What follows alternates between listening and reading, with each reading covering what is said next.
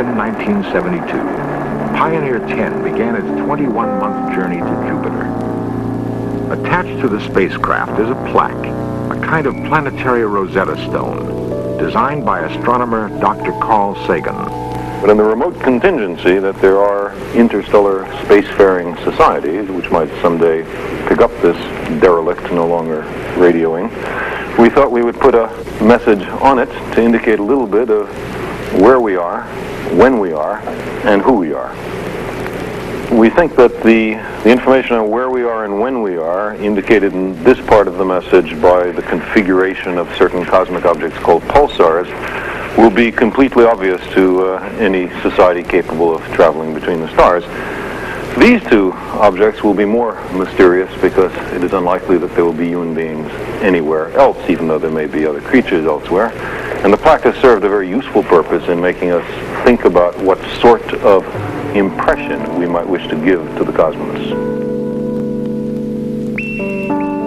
Pioneer 10 flew past Jupiter in December 1973. In 1984, it will leave the solar system forever. Who will pick up our message floating in interstellar space? Radio waves traveling much faster than Pioneer will provide our first clue. Any signal that we pick up will certainly not have originated from a civilization much less advanced technically than we, because it is only very recently that we have been able to radiate and detect such signals. If we look at the enormous time spans involved, then it seems very likely that what we will find is a civilization considerably more advanced than ourselves, and which might have reasons for attempting to contact us that we do not even comprehend at the present time. At Ames Research Center, psychologist Dr. Mary Connors is working to determine what an extraterrestrial civilization might be like. Basically, on the non-technological issues, which is what I'm primarily concerned with, we're concerned with two basic questions.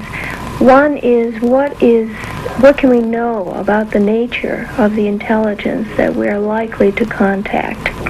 Well, what do we know about intelligence? We could ask, what is intelligence? What possible forms can it take? What can we learn from animal intelligence? The dolphin, although it shares our planet, exists in a world of its own. It speaks a language we do not comprehend. Its brain size is comparable to man's, yet the dolphin is still an enigma, as alien to us as a creature from outer space. At San Diego SeaWorld, trainers and scientists work behind the scenes in an intensive effort to unravel the mysteries of dolphin sonar and communication. I'll tell you what, we'll give you another munchie for that. The dolphin has always seemed akin to man, and some have wondered if this creature, even now, is attempting to communicate with us. Difference. But he doesn't know yet what the difference means. The greatest problem remains the limit of our own experience. There you go. Despite our theories and our hopes, man has yet to exchange one word with the dolphin. SeaWorld's curator of mammals, Dr. Lanny Cornell, and researcher Sherry Gish are interested in cracking the communication barrier. One of the projects that we have in an overall study of communications amongst dolphins is one between two animals in two pools, separated by a soundproof gate, which allows us to determine specifically when the animals will be able to communicate with one another. Cornell and his assistant will monitor every sound emitted by the two dolphins. The exchange, each signal and response, will be carefully studied and patterns of sound production analyzed. Sound waves are converted into a form that can be measured electronically. An oscilloscope reveals the changes in frequencies, some inaudible to the human ear. At 1/16th normal speed, the intricacies of dolphin signals become apparent.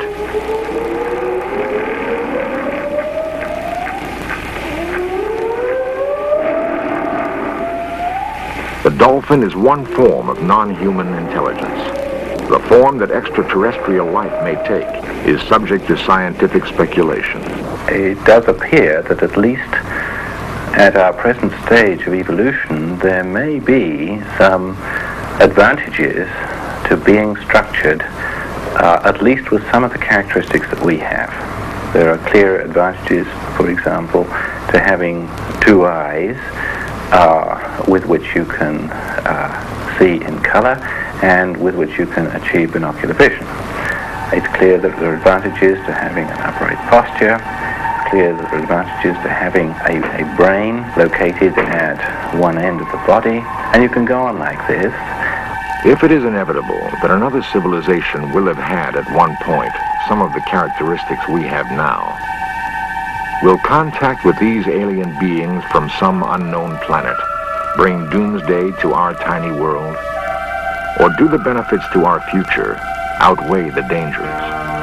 The greatest miracle that we have before us is the fact that within a few billion years, the universe, through the marvelous laws of chemistry and physics, has converted part of itself into consciousness, and that part can now contemplate the universe that begat it. A French scientist put it this way: astronomy is useful because it shows us how small is man's body, how great is mind. Dr. John Krause is an electrical engineer and astronomer at Ohio State University. He is one of a few who are working intently to solve the riddle of the universe. To answer the question, are we alone? He is philosophical about his mission. I think one of the exciting things about all this work is that those of us who are involved are like pioneers. We are exploring the universe.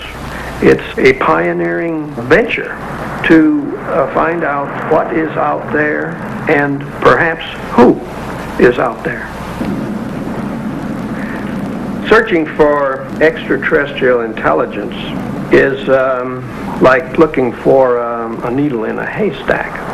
Assuming that we're not unique and that there are intelligent beings elsewhere, we have to try and second guess them. But you need some kind of roadmap. Dr. Krause's roadmap is a giant radio telescope that he helped design and build. He affectionately calls it Big Ear. Larger than 3 football fields in area, Big Ear has detected signals from the most distant known objects in the universe. Could Big Ear now find intelligent signals in the vastness of space?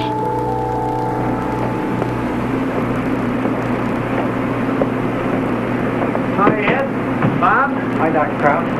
Anything interesting? Well, we have some unusual... We began our search on Friday, the 7th of December, 1973. Bob Dixon and Ed Tega worked for weeks setting up and testing an 8-channel filter and getting it ready for the life search. Well, why not run it? Let's give it a go. All right. There was no fuss or fanfare. Switches were set, recorders started, and the data began to flow.